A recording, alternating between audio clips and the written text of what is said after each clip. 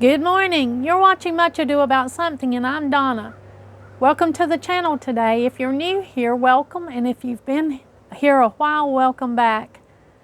Well, I thought I'd take a minute to show you some updates. That's what's been going on. It has been extremely busy this month. I cannot believe it. It's just the first week of November, and I've already been working from sun up to sundown and running and doing a lot of things.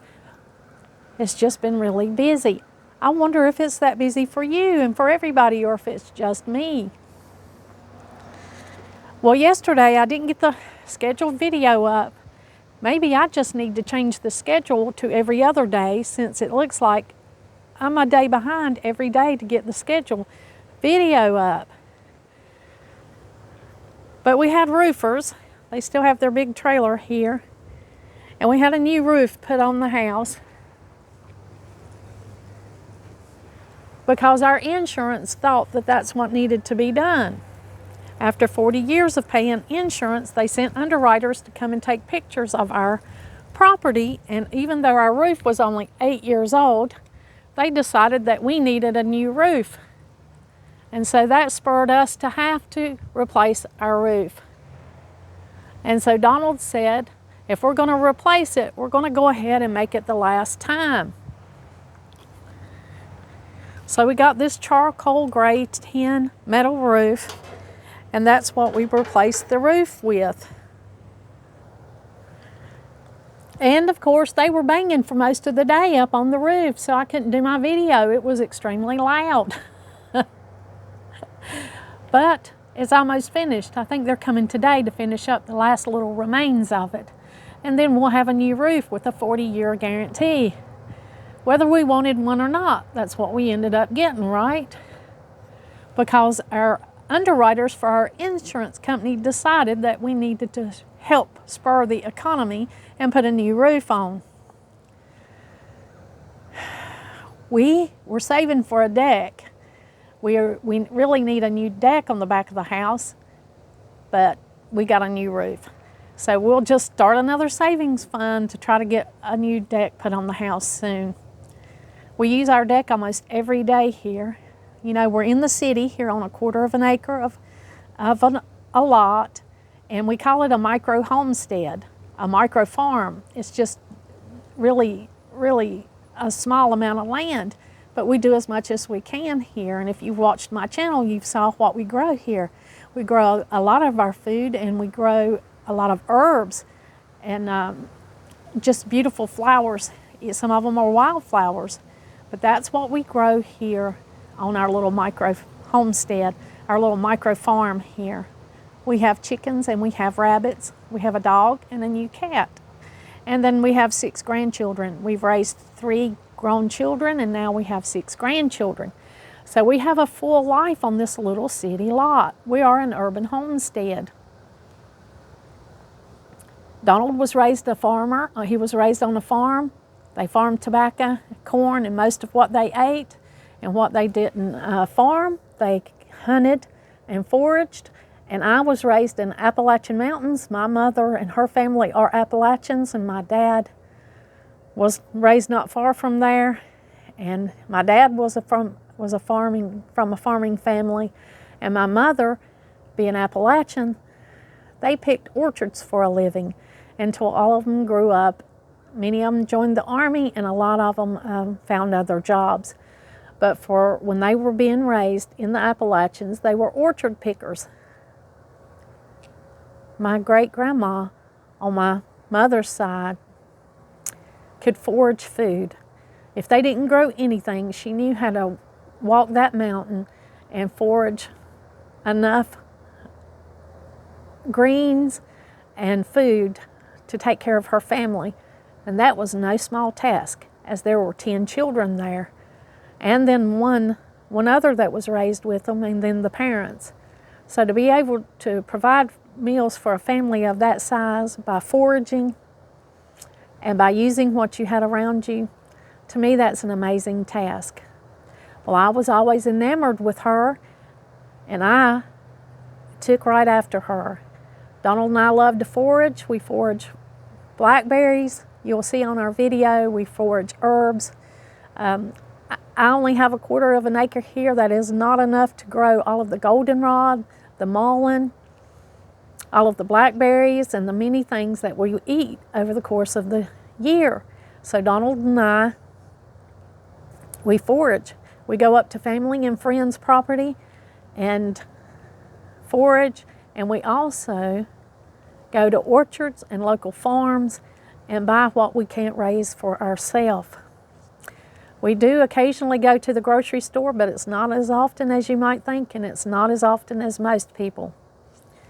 We buy in bulk from farms and locally grown whenever we can, and that's just the way we do it. That's just the way we eat and the way we provide for ourselves here on our little urban micro homestead.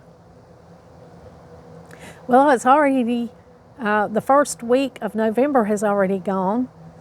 I have not decorated for Christmas yet, even though I am excited to decorate for Christmas this year. I was hospitalized last year. If you watched my channel, you know all about that. And so I completely missed Christmas last year. When I got out of the hospital, Christmas was over. Me and Donald were celebrating the New Year. In fact, we were so happy to be together and have another year together, we celebrated the New Year twice. And that's a hilarious story. I'll have to tell you about that sometime. But you know, we were just grateful. And I am grateful for this year too. It's a beautiful, beautiful November day out here. It is a little warm, a little warmer than it has been, and a little warmer than I expected it to be today out here. But it's beautiful. I'm sitting out here on the porch. I'm absorbing what I can of the vitamin D that's out here and feeling the breeze. Now, most of our leaves are gone. I'll turn the camera around to show you my view across the street. And you'll see that most of our leaves are gone. There's just a few patches left. They're looking like winter skies, winter trees. And just the pines are green with a few little leaves hanging on. But that's okay, because that's beautiful to me too. I was watching one YouTube channel. The girl was in Canada, and it was already snowing there. And boy, it looked like a full winter scene right here in the first week of November, and it was beautiful. I don't know what the winter holds for us this year, but I'm excited to maybe get a little snow. Maybe not a disabling snow that people can't get to work or do what they need to do, but just a beautiful snow. So I'm looking forward to winter. But I'm trying to enjoy every bit of fall that I can and eke out every bit of the fall celebration, because I love fall. I think it's a beautiful time of the year. I was able to go to the mountains several times and look at those beautiful leaves changing and appreciate all the beauty that was around me, all the beautiful changing leaves. And of course, that's always a wonderful thing. I'm still on steroids, dealing with walking pneumonia, but I have felt good and I've been able to get quite a few things done. I have not been able to tackle this mass garden work that needs to be done out here in the front of our gardens. But Donald said hopefully, if all goes well, that we may be able to do some of that Saturday. Now it's hunting season here, so I'm not going to pin Donald down to that, because he loves to hunt and he'll be in the woods. So if he goes to the woods early in the morning and spends half of the day, then that means we'll just have a half a day out here to work. But we might be able to do that. We might be able to get some done. And if we do, I'll be glad to share that with you and show you how we clean these gardens up and put them to rest for the winter months. As much as I do love the beautiful gardens, and as much as I love to see everything growing, I actually really love to clean them up and put them to rest for a season. It's probably the neatest that our house ever looks is when those gardens are cleared out, cut down, have a layer of leaf mulch or some kind of mulch over them, and let them rest for the winter months. It's very neat, very clean looking.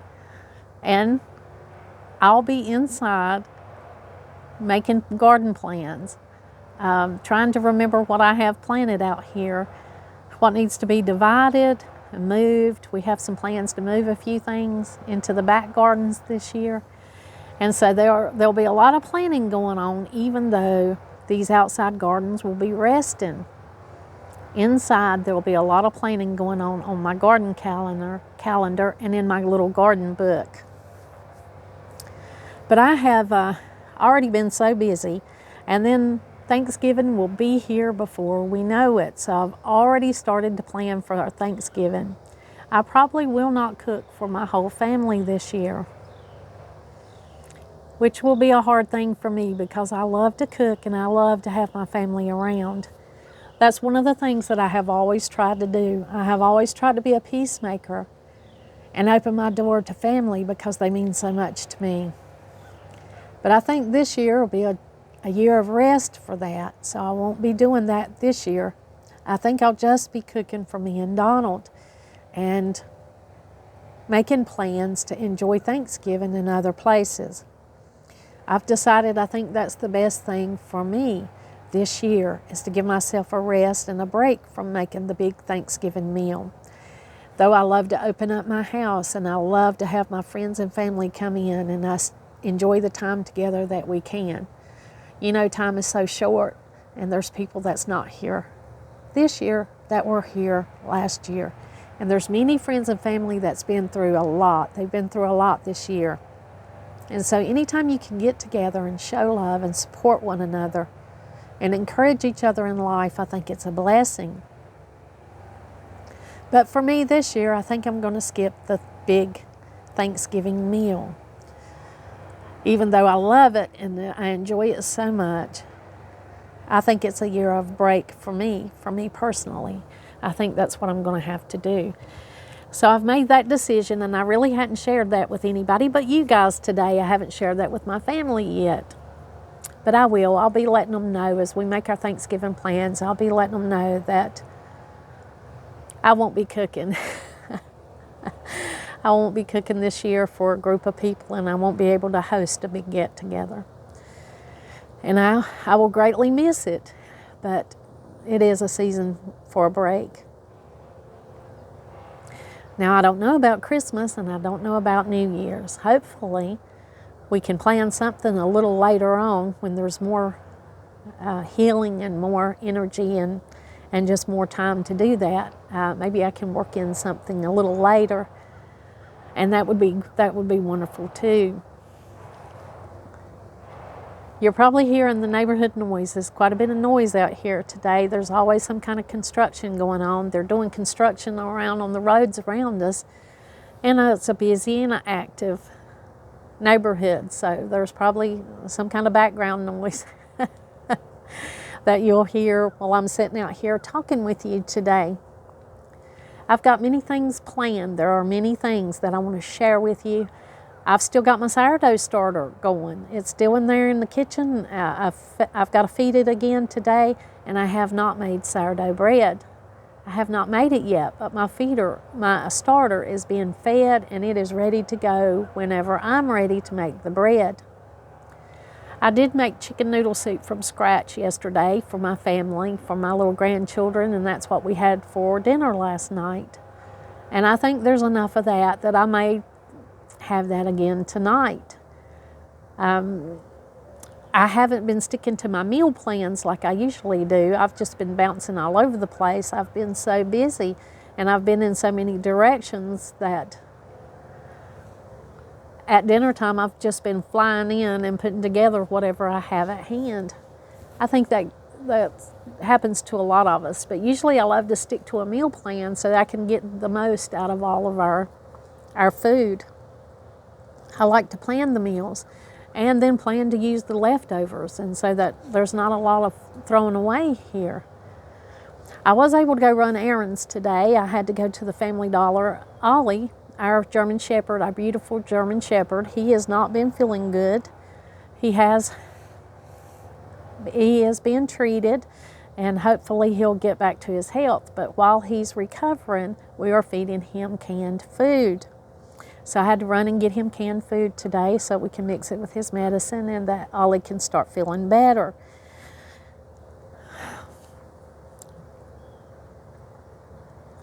And then, running errands, I was able to go get a few other things. A lot of Christmas stuff out, beautiful Christmas stuff. I am restraining myself from buying any Christmas stuff because, you know, I don't need a lot of it. If you buy a lot of Christmas stuff, you either have to donate it or store it at the end of the season. I think it's wonderful to donate, but I don't buy things just to donate them. I think that would be a big drain on our budget, so I'm not doing that. And I'm limited to what space I have to store anything else. So I'm not buying a lot this year. But I am excited to decorate, so I'll probably be decorating with traditional things that I already have on hand. I was able to share that little Hobby Lobby haul with y'all, so you got to see the few things that I did buy. Now out here, you know, where I decorate the porch, I've still got it decorated for fall. There's the fall wreath. I am taking some of those pumpkins in because pumpkins are not only decoration for us. We have our pumpkins and bake them in the oven. Take our seeds out and bake them, and we eat those pumpkins. And now in November will be pumpkin month for me. It'll be when I'll be making a lot of pumpkin recipes. Now in September and October, I make a lot of apple recipes. But in November, that'll be the pumpkin season for me. And what pumpkins that I cut and bake, what I don't use and eat, I'll freeze or can and use for next year. But it's still decorated out here on the porch for fall and for Thanksgiving. Now there's two schools of people. They get sick of this fall decor and they cannot wait to take it down and put it up. They cannot wait because they're just sick of seeing it. And you've got people that love the fall decor like me. I love fall decor. I love the bright oranges and the browns and the yellows and golden colors. I love pine cones and all the things that come with fall. So I'll be leaving these up until I decorate for Christmas. And of course, I will invite you to see how I decorate for Christmas. Usually on that side where this wreath and stuff is, I'll put a little Christmas tree of some kind. Now last year, I had these matching little trees right here beside of the porch. And one of them died. I think it just dried up. It did not get enough water. So after fall, I'll have to replace this little bush right here. I'm hoping to be able to share some cleanup with you guys when we get started on this garden. I want to share some cleanup with you. Show you how we tackle this mess and how we get in here and decide what goes and what stays and what needs to be divided. I have a friend that loves this. She has just fell in love with it when she comes and visits, so I'm definitely going to have to divide this status and give her a little cutting of it. They have little rhizomes down there, little bulbs, and she is looking forward to getting some of that and putting it in her garden. She just thinks it's beautiful, and so do I, and I'll be glad to share that with her. And it is getting quite big right here where it's at. And here's the new red status that I bought from the farmer's market. It's tiny, but it's in here right beside of this, and hopefully it'll get that big. And we'll have the red and the blue here together, and that'll be beautiful one day in the future garden. But there is still a lot to be cleaned, a lot of overgrowth to be tackled.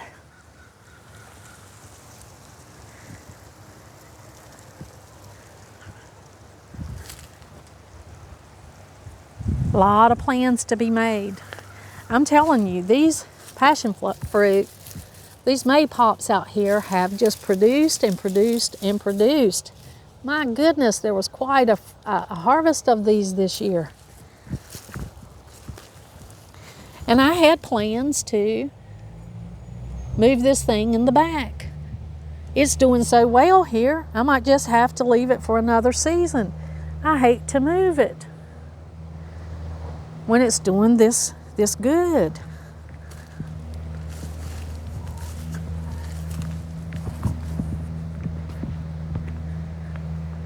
It's just got maypops all over the ground, which means they're ripe. And then it has maypops just hanging all over it. And we've had quite a few frosts, and they're still hanging all over it. Got this beautiful camellia. It's got new growth on it right here. And it's got bulbs all over it. Now, if you watched my video from last year, you saw this beautiful pink thing bloom. And it was ice hanging all over it with beautiful pink blooms. So I don't know if that'll be what happens this year or not. We have to wait and see what happens. The impatient decided it wanted to pop back out.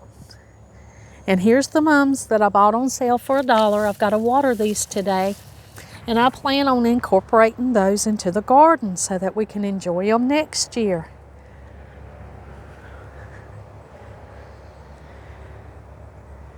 There's quite a bit going on around here, quite a bit that's going to be planned in the future to be taken care of and to be finished. I want to thank you for joining me today. Thank you for our garden chit chat and talking with me and letting me share with you what's coming up and what's been going on. Share with me in the comments whatever you would like to share with me. I enjoy reading your comments. Thank you every day. Thank you for each person that watches this video and comments and makes an effort to be a part of this channel. It just thrills me. I enjoy it. I enjoy you. I appreciate letting me share this stuff with you, and I hope you have a wonderful day today, this November day. And like always, until next time.